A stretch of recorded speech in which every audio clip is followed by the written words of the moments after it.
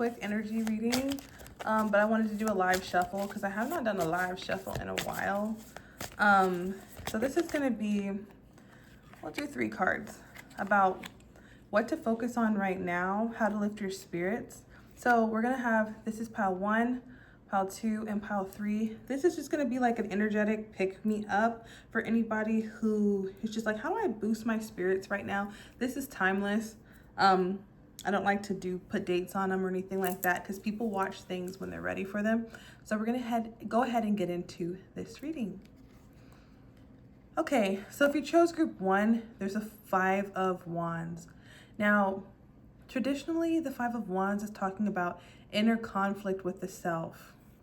But in this case, I'm hearing use the op as in opposition for fuel. This is coming off to me as like you're going through a lot of transformation right now, a lot of changes.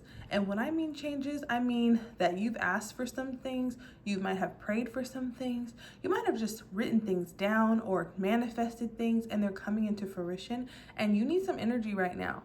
So the people that you're around currently don't fit. A lot of people that you're around, group 1, don't fit that vision for that new life. So use the energy of that negativity and charge up on it. Like a lot of times there's a lot of talk about people charging up on your energy. Right now it's time to learn how to charge up on others that are directing negative energy. So instead of sending the energy back to the sender and being like, get away from me, utilize that. If you're angry, lean into it. If you're emotional, fucking cry. You know what I'm saying? Like lean into it, not in a toxic way, but like, for example, go for that run, write that book, get into it. Like use that emotion and do something productive. And I promise you, you're going to feel like you're on the winning team.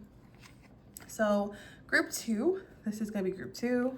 What energy can they use right now? Okay, group 2, you guys got the Hierophant. This is heavy Taurus energy. Not that you are a Taurus, but you could be dealing with one. But Taurus talks about getting to the bag, honey.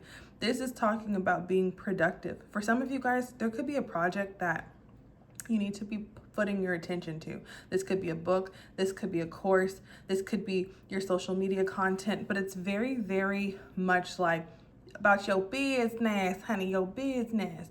This is coming off as like very personal entrepreneurial projects. Like what's that thing that you've been saying that you need to get to?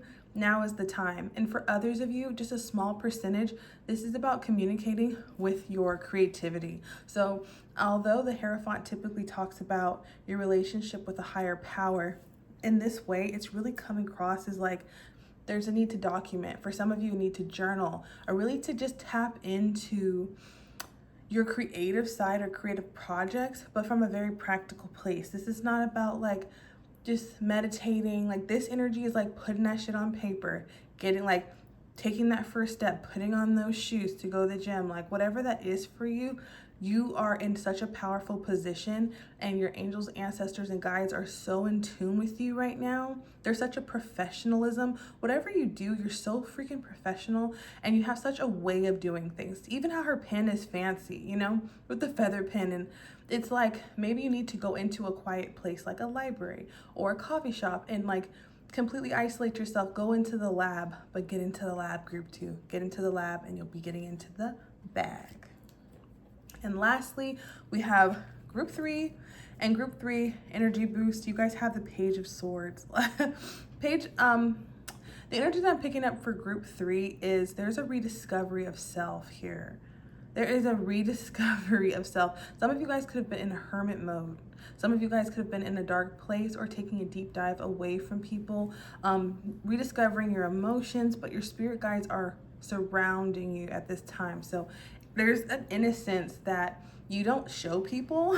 There's a very innocent nature, emotional nature that you don't show others, but it's helping you rediscover your truth. So if you're feeling like kind of getting away for a bit and kind of rediscovering yourself, or like it's just a lot of new, fresh energy, you're going to rediscover truths about yourself and be like, wow, like almost like I'm just picking up discovery of self vibes. And don't be afraid of the hermit mode. I feel like you're not, but this is more so of your next chapter, group 3, is not going to look like the previous one. So doing things that you want to do that are a little bit more spontaneous or out of the norm, or just kind of following your intuition based upon what you think and your opinions is going to be your best bet.